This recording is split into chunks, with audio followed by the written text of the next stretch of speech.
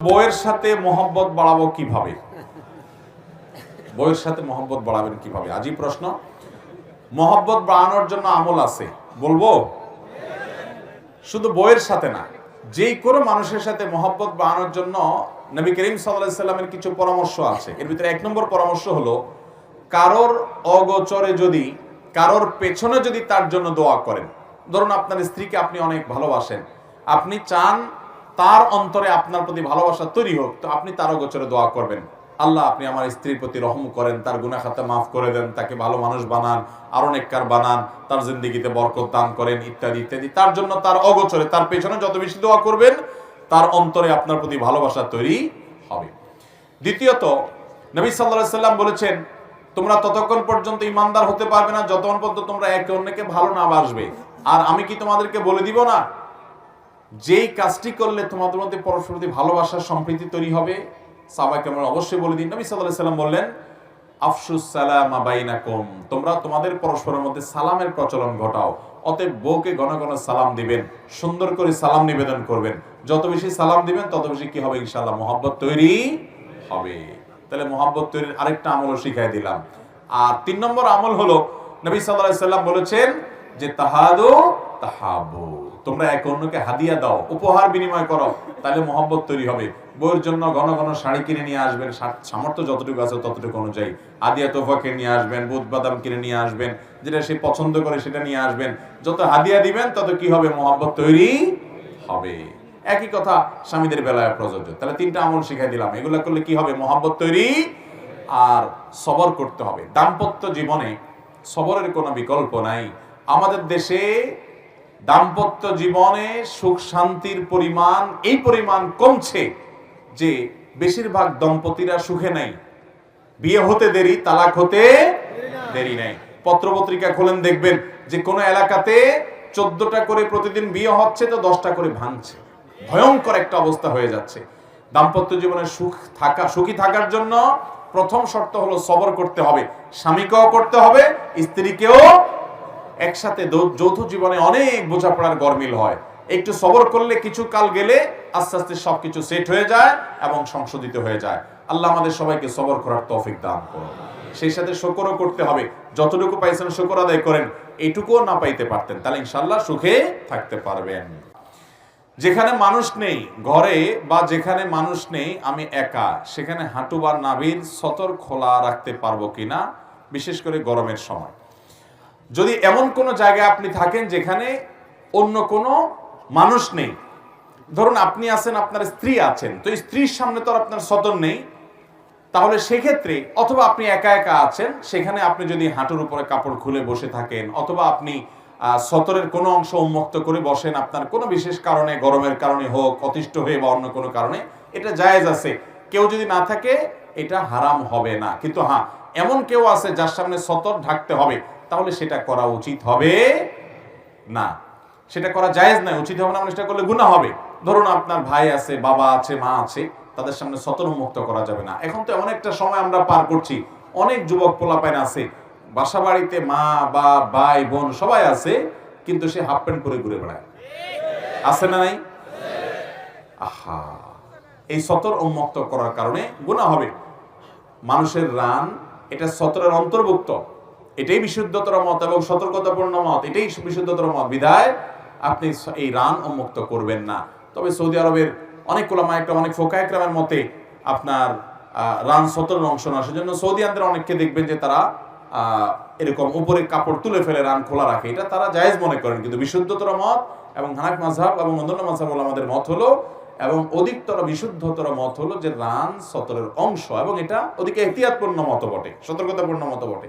যাই হোক, যুবক ভাইরা যারা হাফ প্যান্ট পরে ঘুরে বেড়ান অন্যদের সামনে, এর কারণে আপনাদের গুনাহ হবে, সতর তরক করার গুনাহ হবে। এই যে আপনারা ফুটবল দেখার জন্য অস্থির হন, রাত বিরাত জেগে জেগে দেখেন, যারা ফুটবল খেলে এরা হাঁটু এবং রান উন্মুক্ত করে হাফ প্যান্ট পরে খেলে, তাদের এই সতর খোলাটা যেরকম ইসলামী শরীয়তের দৃষ্টিকোণ থেকে জায়েজ নয়, যদিও তারা অমুসলিম বেশিরভাগ, তাদের জায়েজ না জায়েজ কিছু আসে যায় না। কিন্তু একজন মানুষ সতর মুক্ত করলে আপনি তার সতর দেখাটাও গুনাহের কথা, জায়েজ হতে পারে। বিধায় এরকম একাকী থাকলে সেটা জায়েজ আছে, কিন্তু কারোর সামনে সতর উন্মুক্ত করা কি হবে না? জায়েজ হবে না। আমি স্বপ্নে দেখেছি ইমাম মাহদী জন্মগ্রহণ করেছেন।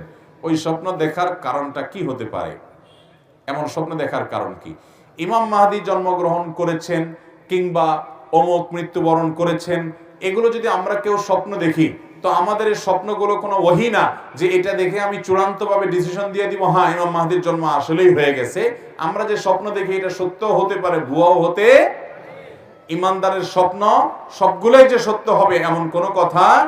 তবে এটা ঠিক, ইমানদারকে কিয়ামত যত নিকটবর্তী হবে মুবাশশিরাত বলা হয়, সুসংবাদবাহী স্বপ্ন বেশি দেখানো হবে। হতে পারে আপনার কোনো স্বপ্ন বিশেষ কোনো ইন্ডিকেট করে। স্বপ্নের ব্যাখ্যা ইসলামের গুরুত্বপূর্ণ একটা দিক। মুশকিল হলো আমাদের দেশে স্বপ্নের ব্যাখ্যা বুঝেন এমন আলেম, এমন মানুষ খুব কম, অথচ এই ব্যাপারটা এবং এই সাবজেক্টটা আমাদের অনেক বড় একটা গুরুত্বপূর্ণ বিষয়। নবী করিম সাল্লাল্লাহু আলাইহি ওয়াসাল্লাম ফজর নামাজের পরে কে কি স্বপ্নে দেখেছেন শুনে সেগুলোর ব্যাখ্যা দিতেন। আমাদের এই সমাজে আলেমদের মধ্যেও এমনকি স্বপ্নের ব্যাখ্যা দেওয়ার মতো বিচক্ষণ, বিদগ্ধ এই সাবজেক্টে এক্সপার্ট মানুষ খুব একটা নাই। ইমানদারের অনেক স্বপ্নই কিন্তু ইঙ্গিতপূর্ণ হয় এবং সতর্ক বার্তা হয়, অনেক সময় সুসংবাদবাহী হয়। এই স্বপ্নগুলোর ব্যাখ্যা জানতে পারলে ভালো। তবে স্বপ্ন যদি দেখার পর আপনার কাছে মনে হয় ব্যাখ্যা সাপেক্ষ, যার তার কাছে বলে বেড়াবেন না।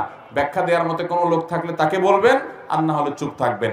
আর ইমাম মাহদীকে স্বপ্নে দেখছেন দেখেই উনি জন্মগ্রহণ করছেন এমন কোনো বিষয় নাই। আবার জন্ম করে থাকতে পারেন, সেটা একমাত্র আল্লাহ তাআলা ভালো জানেন। কিয়ামতের কোনো বিষয় নিয়ে আমরা নিজেরা দায়িত্ব নিয়ে আপনার বলবো যে হ্যাঁ ওনার জন্ম হয়ে গেছে, অমুক স্থানে হয়ে গেছে, অমুক জায়গায় হয়ে গেছে, এগুলা উচিত না। এগুলো বলা কোনো সঠিক কাজ না, কারণ কিয়ামতের ক্ষণ সন এগুলো বলার অধিকার কারোর দেওয়া হয় না। আপনার এই বক্তব্যে আপনি বলেছেন যে অজু ছাড়া কোরআন স্পর্শ করা বা ভিতরের পৃষ্ঠা ধরা যাবে না, এবং প্রমাণ হিসেবে উল্লেখ করেছিলেন সূরা ওয়াকিয়ার ৭৯ নম্বর আয়াত। কিন্তু আমি দেখেছি তাফসীর ইবনে কাসির এর ব্যাখ্যা সম্পূর্ণ আলাদা। দয়া করে সঠিকটা বলবেন। যদি আপনি এটা আমার কোনো বক্তব্য শুনে থাকেন তাহলে আমার মনে হয় আপনি ভুল শুনেছেন, অথবা কেউ এটা ভুলভাবে প্রকাশ করছে।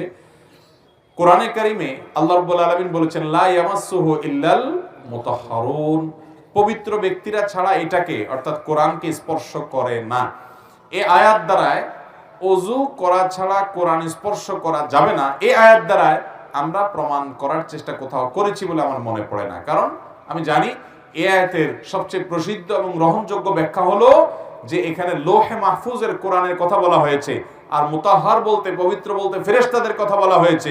অর্থাৎ আল্লাহ বোঝাতে চাচ্ছেন লোহে মাহফুজের যে কোরআন আছে, যেটাকে কিতাব মাকনুন বলা হয়েছে আগের আয়াতে, সেই কিতাব পবিত্ররা ছাড়া অর্থাৎ ফেরেশতারা যারা গুনাহমুক্ত তারা ছাড়া কেউ স্পর্শ করতে পারে না। এটা লোহে মাহফুজের কোরআনের কথা বলা হয়েছে।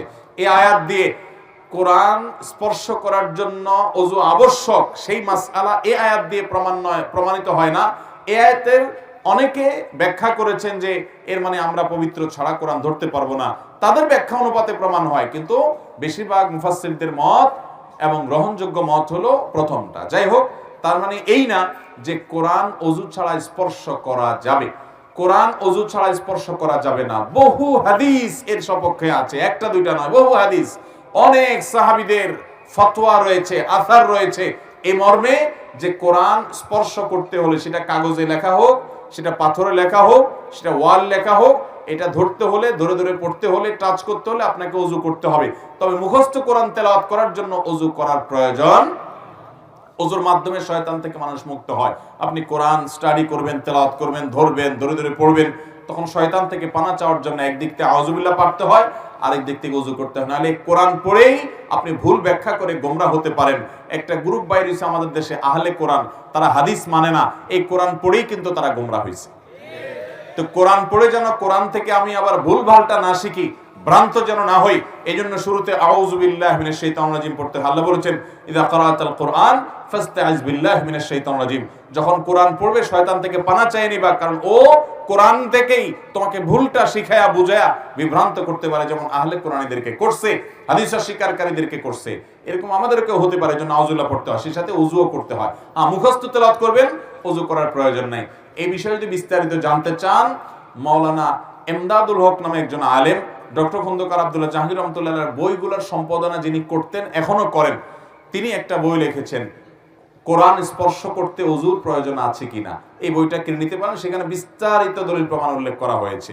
সেখানে আপনি পাবেন সাহাবা ইকরামের অসংখ্য অসংখ্য আসার, নবী সাল্লাল্লাহু আলাইহি ওয়াসাল্লামের হাদিস আছে যে কোরআন এটা ওযু ছাড়া স্পর্শ করা যাবে না। অতএব এই আয়াত লা ইয়ামাসুল মুতাহহারুন আয়াত এটা থেকে প্রমাণ করার প্রয়োজন নাই, অন্য আরো অনেক হাদিস আছে। সম্প্রতি এক ভিডিওতে দেখা গেছে যে জনৈক ব্যক্তি মাদ্রাসা শিক্ষার বিরুদ্ধে বিষোদ্গার করছেন এবং তিনি প্রশ্ন রেখে বলছেন মাদ্রাসা থেকে পড়াশোনাকে বের করে কয়েকজন মিলে নাকি একটা মাদ্রাসায় প্রতিষ্ঠা করে, তাদের নাকি এদেশে আর কোনো অবদান নাই। আপনি কি বলবেন?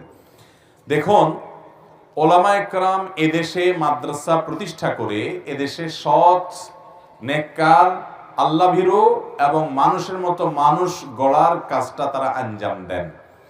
এই কাজটা যদি ওলামায়ে কেরাম আঞ্জাম না দিতেন তাহলে আমাদের মতো এরকম দেশে, যে দেশে অনেক কিছুর অভাব অনটন আছে, মানুষের মাথা মানুষ খাইতো, এখনো পর্যন্ত যতটুকু অপরাধ নিয়ন্ত্রণে আছে, আইন শৃঙ্খলা রক্ষাকারী বাহিনীর যতটুকু অবদান আছে, এর পাশাপাশি ওলামায়ে কেরামের অবদান অনস্বীকার্য। এই দেশ থেকে যৌতুককে বিদায় দেওয়ার জন্য সবচেয়ে বেশি অবদান, বলতে গেলে শতকরা 90% অবদানই কিন্তু আলেমদের। প্রতিটি মসজিদের মিম্বর থেকে, মাহফিলের মঞ্চ থেকে যৌতুক বিরোধী বক্তব্য আজ নয়, আমরা ছেলেবেলা থেকে শুনে আসছি। এর মাধ্যমে এই দেশটি কুসংস্কার মুক্ত হয়েছে। এরকম আরো বহু বড় বড় কুসংস্কার সমাজ থেকে বিদায় দিয়ে সত্য এবং ন্যায় প্রতিষ্ঠা করার কাজ ওলামায়ে কেরাম আঞ্জাম দিয়েছেন। যেই সমস্ত ইয়েতিম ছাত্ররা এদেশের হাজার হাজার মাদ্রাসায় পড়াশোনা করে, এই ইয়েতিম ছাত্রগুলোকে যদি ওলামায়ে কেরাম তত্ত্বাবধান না করতেন তাহলে যে সমস্ত ছেলেরা রাস্তায় অথবা আপনার কোন বস্তিতে মা বাপের শাসনবিহীন অবস্থা বেড়ে ওঠে, এদের অনেকে সিসকে সন্ত্রাসী হয়ে যায়, অনেকে চুরি, চেঁচড়ামি এবং অনেকে আপনার ছিনতাইকারী ইত্যাদি সন্ত্রাস, খুনের দিকে পর্যন্ত অনেকে চলে যায়। এই শত শত হাজার হাজার নয় বরং লাখো এতিমকে মাদ্রাসাগুলো যদি লালন পালন না করতো তাহলে এই দেশে সন্ত্রাসের স্বর্গরাজ্য কায়েম হতো। বরং সেই সন্তানগুলো দেশের সবচাইতে ভালো মানুষ, শ্রেষ্ঠ মানুষ, যারা কখনো মাদকের কারবার করে না, যারা যৌতুক খায় না, যারা মানুষ খুন করে না, যারা ধর্ষণ করে না, যারা ইফটিজিং করে না, যারা সমাজে দুর্নীতি করে না, যারা অন্য সমস্ত দাগি দাগি অপরাধগুলো করে না, সেই রকম সোনালী মানুষগুলো তৈরি হয় মাদ্রাসাগুলো থেকে। দেশে যদি কোনো ডাক্তার, ইঞ্জিনিয়ার নাও থাকে, তারপরও মানুষ সব মরে সাফ হয়ে যাবে এমন না, হয়তো নাগরিক সুবিধা থেকে মানুষ বঞ্চিত হবে। একসময় যখন এত ডাক্তার ইঞ্জিনিয়ার ছিল না তখনও পৃথিবীতে মানুষ ছিল, কিন্তু মানুষের ভিতরে যদি মনুষ্যত্ব না থাকে, মনুষ্যত্ব যদি হারিয়ে যায়, মানুষ যদি পশুর মতো হয়ে যায়, তাহলে সেই সমাজ কখনো বাসযোগ্য সমাজ হতে পারে না। ওলামায়ে কেরামের অবদান যারা চোখে দেখেন না, আমরা তাদেরকে বলতে চাই, আমরা স্কুল কলেজকে কখনো প্রতিপক্ষ মনে করি না। স্কুল কলেজও আমাদের, মাদ্রাসাও আমাদের, কিন্তু এই টাইপের মানুষগুলো যারা বিভক্ত করতে চায় দেশের মানুষকে, আমি তাদেরকে প্রশ্ন রাখতে চাই যে আপনার মতো মানুষরা স্কুল কলেজে পড়েছেন কেন? সরকারি একটা চেয়ার দখল করার জন্য, সরকারি একটা পদ দখল করার জন্য, যাতে করে ওইটাতে দখল করে আপনি এই দেশকে শোষণ করতে পারেন, মানুষকে শোষণ করতে পারেন, দুর্নীতি করতে পারেন, টিন চুরি আর গম চুরি করতে পারেন, ডাকাতি করতে পারেন, আত্মসাৎ করতে পারেন, দুর্নীতি করতে পারেন।